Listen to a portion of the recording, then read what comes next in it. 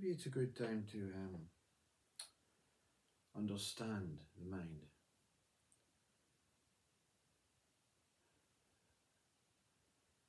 First thing you have to do is understand what is trying to understand the mind.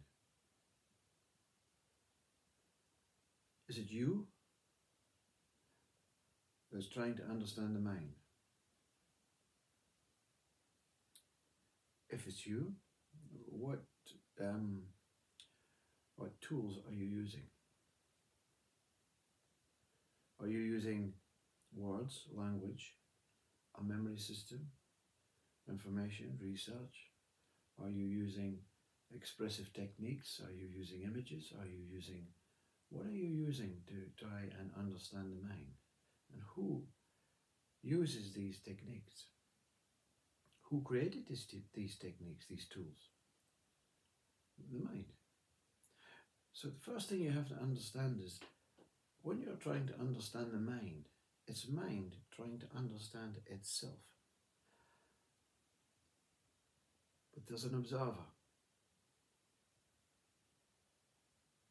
There's an observer that has no judgment, measurement, analysis, has no say on what's taking place.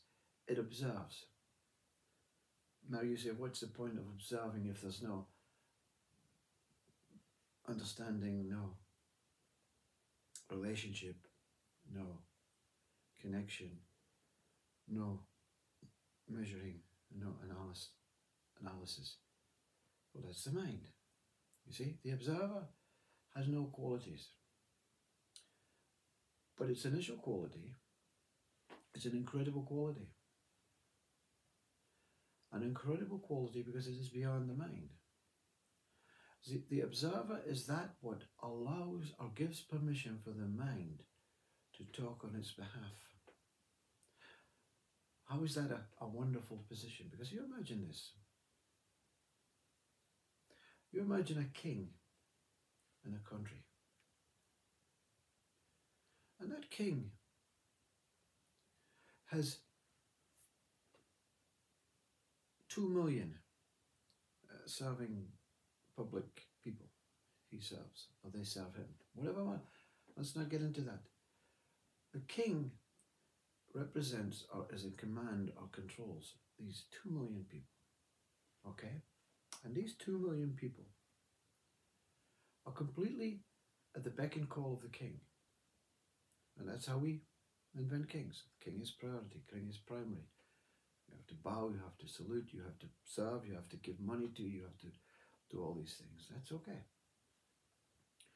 This 2 million people are quite okay with their lives. The king is also okay. And one day the king wakes up and says, you know what? I don't like my position. I don't like the effort, the strenuous worries, the fears for protecting my people. I'm going to relinquish my crown. I'm going to allow these 2 million people to go free and do what they want. They don't have to serve me, they don't have to pay me. They don't have to bow there, they don't have to do nothing. And he makes an announcement that morning. And these 2 million people are quite confused by this because it's been okay.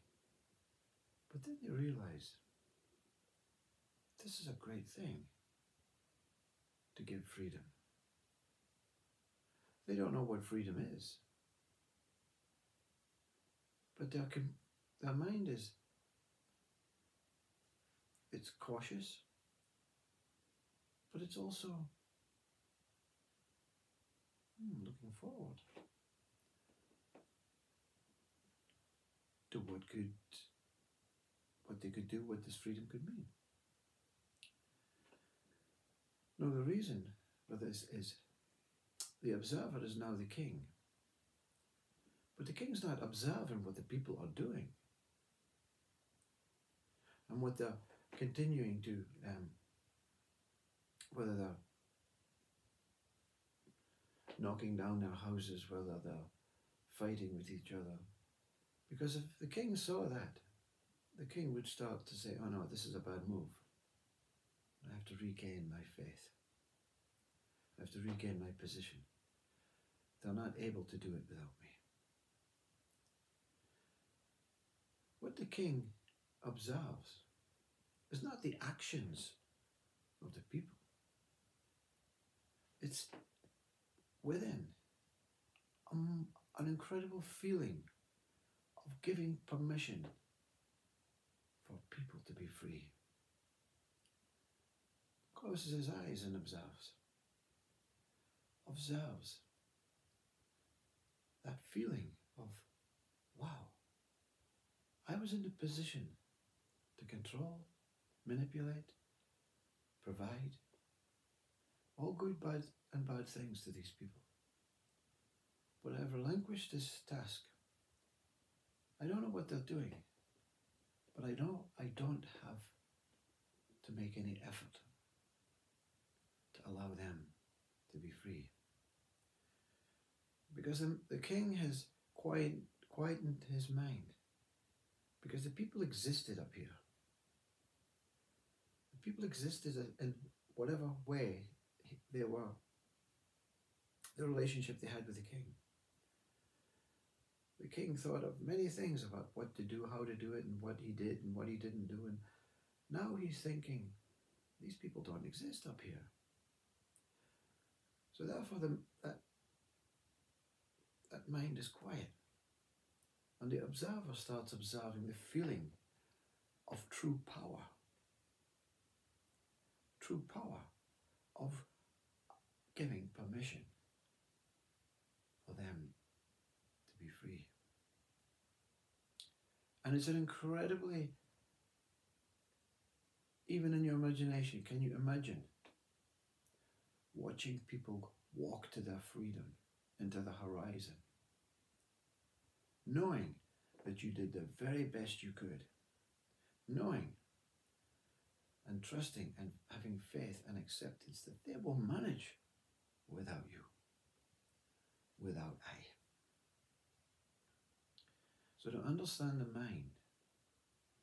mind can look in the mirror at itself and question it and analyze it and measure it and have preferences over what it sees or what it behaves in as, or what it wants or what it needs. And it will continue to negotiate through the whole life. What is best, what is not so good, what is better today, what is more, what is lesser, what is needed, what is required, what is the relationship, what is the attachment, what is the belief, what is the hope. It will continue. But the observer is a powerful, much more powerful than the mind. Because the observer can let go of the mind. And it can also bring it back in whenever it wants. In deep sleep, there's no mind that fights it off unless it's being forced into a 16-hour night shift by a dreadful employer. So, in deep sleep, that powerful observer lets go of the mind, allows it to be free. Sometimes it accepts dreams. You see the power of that what is beyond mind? The mind sees it as no power, but there's a relationship between the two. If there's no mind, there's no powerful observer. If there's no powerful observer, there's a confused and bewildered and foolish and negative and opposing and measuring and analyzing and judging and suffering mind. So self-inquiry is for the observer to allow things to be free. And Ramana Maharshi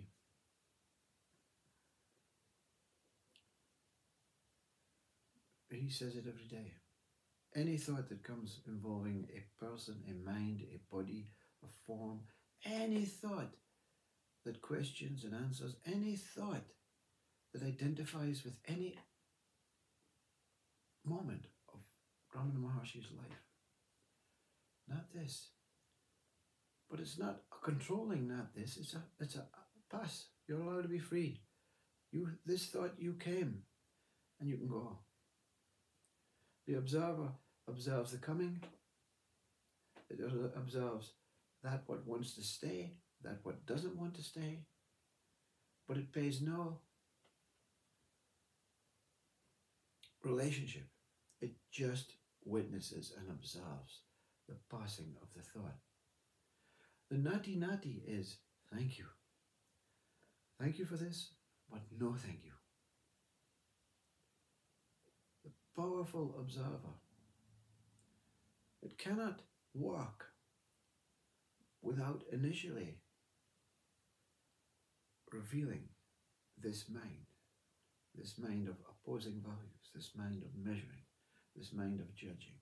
The king cannot know how powerful it is until it allows the people that he represents to be fully free, but not maybe physically free, but free in his head, free from ridicule, free from permission, free from control, free from wanting, free from having to provide, free from listening to them, free from controlling, free from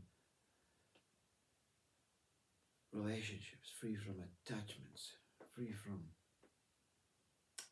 duty. But he can invite them back in because he's the king. You as the observer is the king over your own mind. You'll not force any other mind to self-inquire. You'll not force any other mind to do anything that it doesn't feel it wants to do or it has to do. You'll not force any other mind outside of yourself. And you'll not even force your own mind because you love your mind. It can go. I want my mind to be free. That's surrendering. That's self-inquiry. When the observer becomes the king to itself and to the mind that represents it. Because you know your mind will always come back in to honor you. The people will always wave to the king on the horizon. Say, thank you, Your Majesty. How kind, how compassionate, how considerate. But if you need us, just call. Because that's the gratitude for giving freedom. It's a reflection. That what you give freedom to, the observer gives freedom to, will always be there at its beck and call.